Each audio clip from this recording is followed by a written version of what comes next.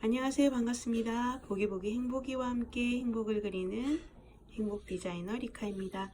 오늘은 우리 행복이가 굉장히 커다란 나무 가지에 앉아 있습니다. 이 커다란 나무는 나무 자체도 지금 사랑을 뿜뿜 뿜어내고 있네요. 사랑을 마구 뿜어내고 있습니다. 우리도 이렇게 사랑나무, 커다란 사랑나무 한 그루 심어서 계속 사랑을 뿜어낼 수 있는 그런 원동력이 되었기를 바라면서 오늘은 그 행복 메시지가 담겨져 있는 책으로 무지개 원리 작가셨던 차동엽 신부님의 행복선언을 전해드리고자 합니다. 신부님께서 독자들에게 이런 글을 전하네요. 책을 낼 때는 을에 상고를 치른다. 이번에는 그게 아니었습니다. 발견의 기쁨, 엉킨 탈해의 풀림이랄까, 아니면 회원의 카타르시스일까, 존재의 춤사위랄까, 뭐 그런 것쯤이었다고. 적어도 신부님께는 행복의 세상이 열렸다고 합니다. 이때껏 틈새만 보였었던 관문이 활짝 열렸다고 할까요?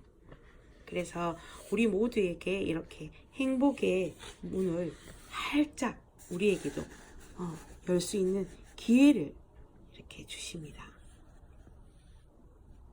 행복선언이라는 책을 통해서요. 그렇다면 이 행복선언의 첫 번째 여기 소개해드리는 글에 이런 글이 나와 있습니다. 행복 공식. 성공하면 행복하다?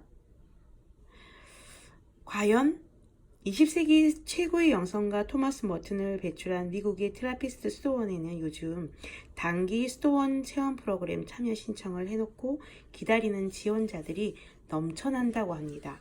대부분 나이가 많고 세상에서 부와 명예를 누렸던 사람들인데 이들은 하나같이 이렇게 말한다는 것입니다. 내 삶은 공허하고 허무할 뿐이다. 세상의 명예와 부는 아무것도 아니었구나. 이런 것을 얻어도 나는 늘 영적인 갈망을 느낀다. 진정한 행복은 무엇인가? 어디에 있는가? 놀랍게도 이들 중에 적지 않은 사람들이 프로그램을 마친 후에 아예 그곳에 들어가 살기로 작정한다고 합니다. 왜 사회적으로 더 이상 바랄 게 없을 것 같은 그들이 굳이 말년에 와서 세속을 떠나 단순한 삶을 추구하게 되었을까요? 이는 그들이 성공하면 행복할 것이다 라는 공식을 세워놓고 살다가 결국 그게 아니구나 하고 깨달았기 때문이라고 합니다. 성공이라는 신기루를 쫓으며 치열하게 살아왔는데 그것이 행복을 보장해주지 않음을 비로소 알게 된 것이죠. 우선 성공을 해봤더니 행복이 아니라 우울증이 찾아올 수도 있고, 그리고 만족 대신에 밀려오는 공허감이 감당할 수 없을 만큼 큰 우울의 그림자를 들이우기 십상이라고 합니다. 그리고 다음으로 성공의 추구가 끝없는 달리기라는 사실을 확인하게 되었던 것이죠. 끝이 없는, 손에 잡힐 듯 잡히지 않는 성공이라는 신기루가 늘 저만치 멀리 도망가 버리고 성공을 향한 질주는 부질없는 다른 질에 지나지 않았다고. 이들이 깨달은 바의 요지는 무엇인가요? 과연 도대체 그것은 바로 성공하면 행복할 것이다 라는 공식은 바뀌어야 한다는 사실입니다. 그렇다면 어떻게 바뀌어야 할까요? 행복하면 성공한다. 말만 바꾼 것이 아니라 정말 그 의미가 완전 다른 것입니다. 행복하면 성공한다. 영국에 한 노인이 있었다고 합니다. 그는 누가 보아도 행복해 보였다. 하루는 노인에게 사람들이 물었다. 어르신, 어쩜 그렇게 항상 밝고 즐거우신지요? 그 비결이 무엇인지 좀 가르쳐 주십시오. 노인이 활짝 웃으며 답하였다. 비결이랄 게 있나? 아침마다 눈을 뜨면 행복과 불행 중 한 가지를 선택하는 거지. 나는 그 중에서 늘 행복을 선택할 뿐이라네. 이 노인의 대답이야말로 지혜 중의 지혜다. 그렇다. 행복은 나의 선택에 달려있다. 이를 기원전 300년경 로마의 집정관 아피우스 클라우디우스는 실감나게 정의했다. 사람은 각자 행복의 대장장이다. 이런 행복의 비결은 영어 단어 해피니스에 함축되어 있다. 행복을 뜻하는 이 단어의 어원은 발생한다는 뜻을 지닌 happen에서 발생되었다고 합니다.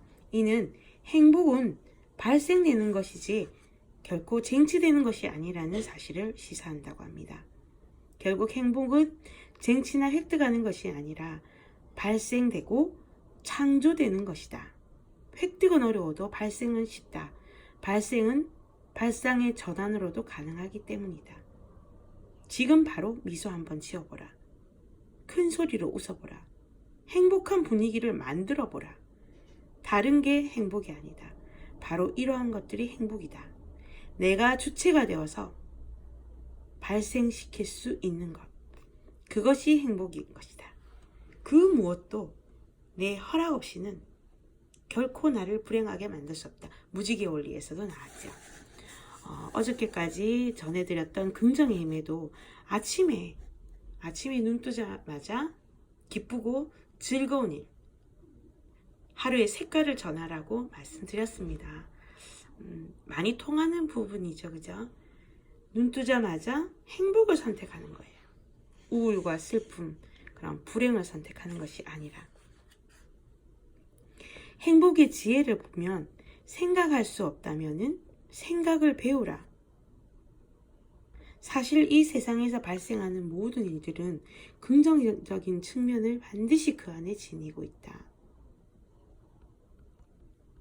소크라테스, 플라톤, 아리스토텔레스와 같은 고대 그리스 철학자들이 건전한 이성을 통해서 제대로 된 판단만 내리면 행복에 도달할 수 있다고 전했다는 것입니다. 행복의 조건으로 이성, 곧 또다시 나옵니다. 생각의 힘, 생각하는 능력을 내세웠다. 누군가에 대한 미운 마음이 생겼다고 한번 가정해 봅시다. 사실 이 미운 감정 자체는 잘못이었고 밉다는 판단을 내린 그 이성이 주범인 것이라고. 생각만 잘하면 그 밉다는 판단이 밉지 않다는 판단으로 바뀔 수도 있다는 것이죠. 생각을 잘해야 한다는 이 말은 엄밀하게 이야기하면은 모든 사람들에게 사실 철학자가 될 것을 요구합니다. 너무 어려운 주문이죠, 그죠? 철학자가 된다는 것은. 그렇기 때문에 우리는 어떻게 해야 할까요?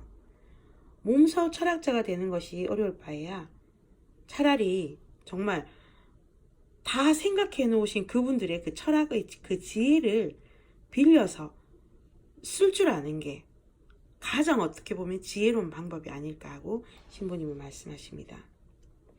고대 그리스의 서사시인 헤시오도스는 이렇게 말한다. 모든 것을 스스로 깨달은 사람은 더할 나위 없이 훌륭한 사람이요. 좋은 말을 하는 사람에게 귀를 기울이는 사람 역시 고귀한 사람이지만 스스로 깨닫지도 못하고 다른 사람에게서 들은 말을 가슴속에 받아들이지 않는 사람은 아무 쓸모없는 사람이니라. 이 말의 속뜻은 이것입니다. 스스로 못 깨달으면 잘 듣고 배우기라도 하라는 것. 그래서 선조들이 이미 행복학교를 다 만들어 놓았기 때문에 우리는 그 선조들의 지혜를 빌려 쓰면 된다는 거죠.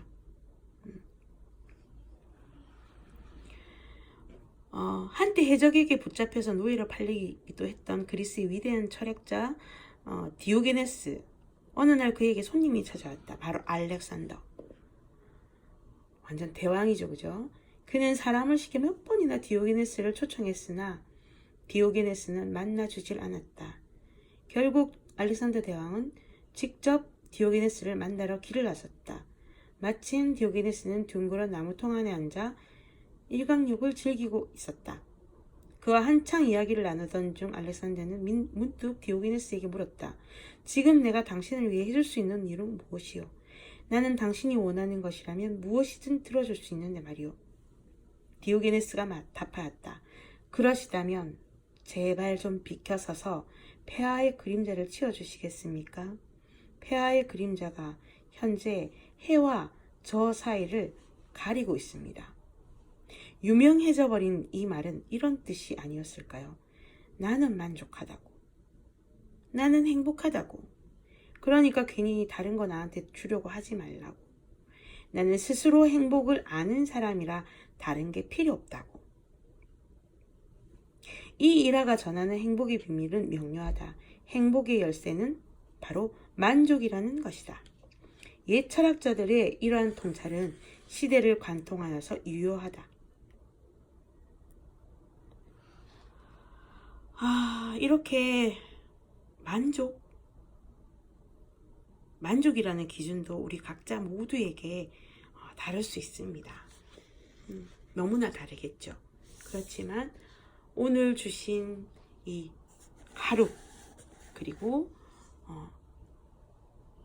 아침에 맞이하는 그 하루의 시작, 그리고 하루를 맺으면서도 또 기쁘고 행복하게 맺을 수 있는 그 마음의 여유, 그리고 햇살, 비님이 오시면 비님, 바람이 불면 바람, 그 모든 자연과 건강과 이 모든 주변을 에워싸고 있는 이런 공기의 흐름, 이런 모든 것들에 감사하고 만족하면 정말 그 하루하루의 삶이 최상의 행복이 아닐까 생각합니다. 오늘은 행복선언 거의 행복의 문을 놓고 하고 조금 연 정도, 그 정도만 전해드렸습니다. 다시 또 다음 시간에 행복선언 전해드리도록 하고 오늘 이 시간을 맺을까 합니다. 더 많이 행복하시고요. 건강하세요. 감사합니다. 행복하세요.